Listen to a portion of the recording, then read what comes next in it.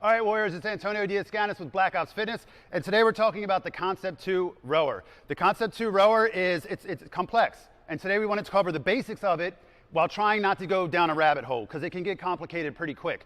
The key for this is that you need to slow down to correct your technique, because the chances are, if you're watching this, that your rowing technique is probably not perfect. My technique is not perfect, but I have figured out some things over the years of how to coach it to improve athletes' positions, make them more efficient on it, and prevent injury on it. And that's the goal, right? That's the key for this. We want to get in shape, but we don't want to get hurt, and we want to do better. We want to progress in it. So we're going to talk about that today. We're going to talk about some of the sequence of the movements, the starting position, the transition, and the finish position. We're going to talk about damper settings and how that applies to what it would actually feel like on a race boat on the water. And we're going to talk a little bit about your monitor. All right, so the first thing you're going to do is make sure your handle's on the catch so that you don't have to get it when you're already locked into the foot pads, because it's a long stretch if it's all the way retracted back into the machine. The next thing is we're going to sit on the seat, pick your butt up, and move it to the back of the seat. In this rowing position that we're going to go over, your hips are going to be behind your shoulders so that your back is nice and straight. All right, so the first thing is move that butt back, then slide your feet into these foot pads. The foot pad is numbered from 6 to 1. And what that north and south. So depending on how long your foot is going to depend on the configuration of the foot pad. So for me, I have a size 11 and I'm roughly at a 5 on the foot pad. But for you, you want to do it at your widest part of your foot, which is generally like right in front of your laces, depending on how your shoe's designed, but the widest part of your foot. So just use that as a reference.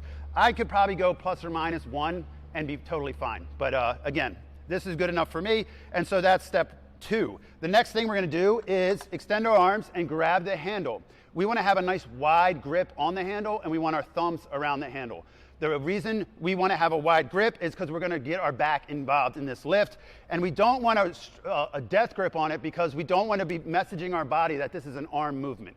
The arms are involved, but it's not an arm movement, okay?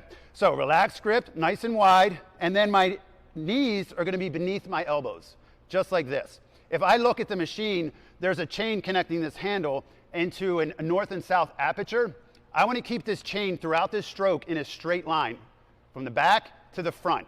You don't want this handle going up and down in a wavy motion. You see athletes like rowing and it dips below their knees. That's not efficient. We want to keep this path of this handle perfectly straight. Okay, guys? So we're going to reset all those positions. Wide grip, relaxed grip, thumb around the handle. My knees are beneath my elbows. My hips are behind my shoulders, just like such. And the next thing we're going to talk about is bracing.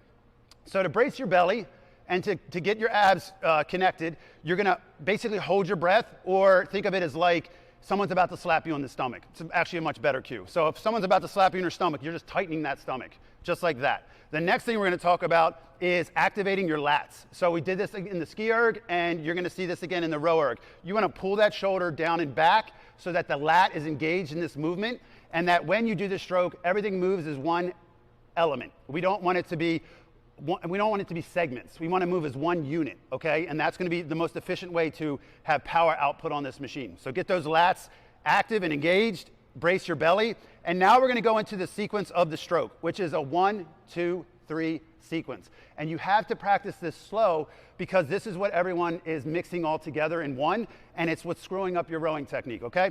So the first in the sequence is legs. So again, we brace, activate the lats, we drive with leg drive. The second is hips.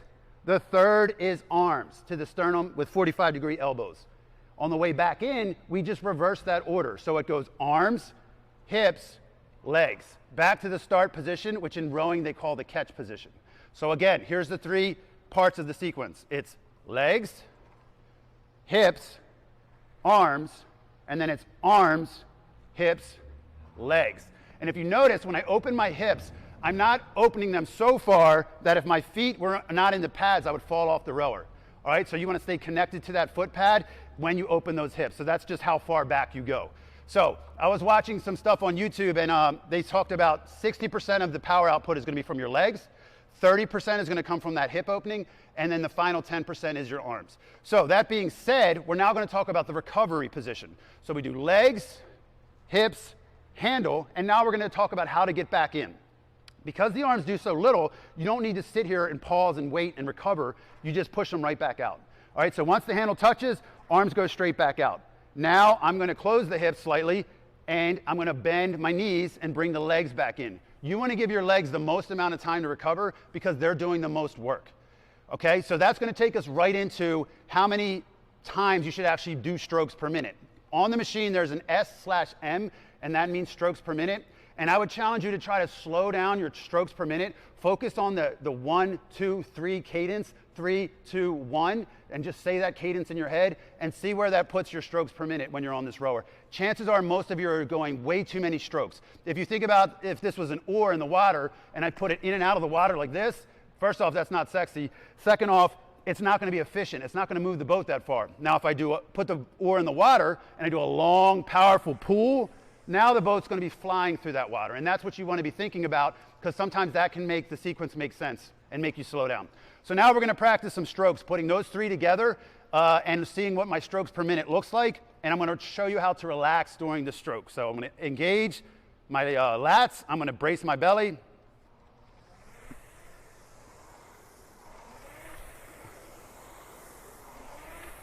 And I'm sitting at 24 right now.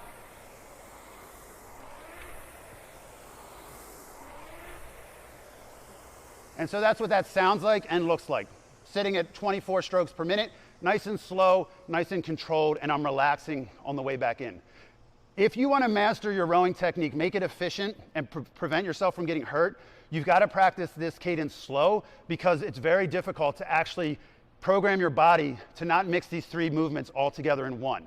So you need to go slow and think about it, especially there. What I see people do wrong the most is right here when they have to recover. They want to go butt first.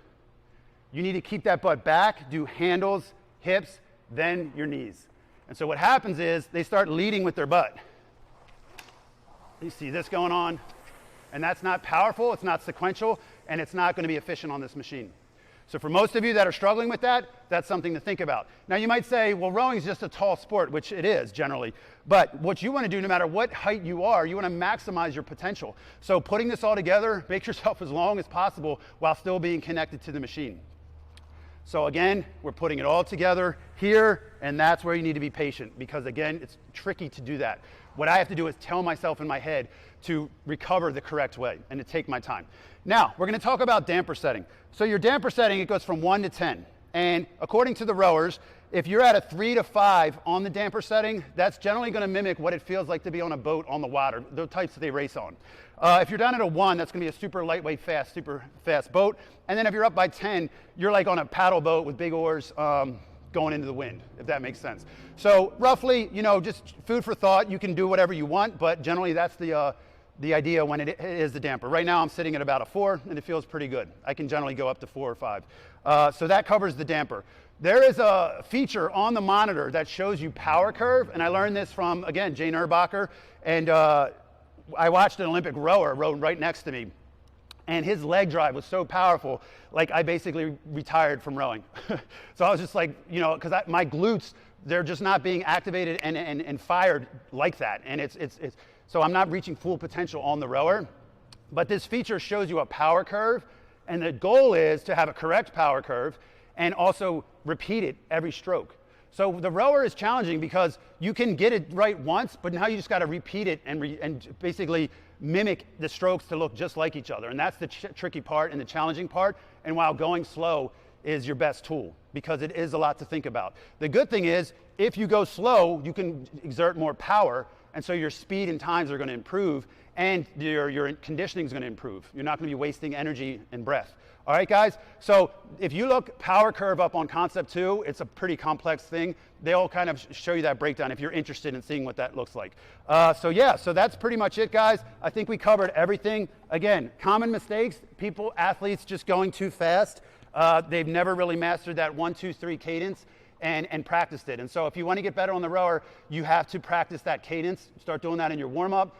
Keep that handle straight. So if you're looking at that aperture, that chain should go in a straight line. Keep those abs connected to it, and they're nice and braced, and those lats are pulled back tight. All right, guys? And remember, keep your back straight, your hips behind your shoulders in your start position, and that's going to set you up for success. So that should be pretty much everything I wanted to cover with you today on the RowErg If you have any questions, hit me up. But hopefully you took some value from today. And it's not just athletes at Black Ops Fitness. You know, the rower, and I always joke as a business owner when you see, you know, workout videos, and the rower is so abused so many times, you know, the technique, and it makes the gym look bad, you know, because it's incorrect technique. But that's not, it's such a challenge to get all your community to move correctly. So that's why, you know, I wanted to do these videos, instructional videos, to try to improve that over time. All right, so you have to be patient, realize it's a journey, and have fun with it. And once you slow down and put it together, your rowing workouts are going to change for you. It's going to become a better experience. It's always going to be challenging, but it's going to become a better experience because you're going to be knowing what you're doing, and you're going to be knowing what you're doing wrong. You'll know when you did a stroke wrong, and you just have that opportunity to fix it on the next stroke. All right, guys, so I hope you took some value from today. Again, thank you for watching. I appreciate it.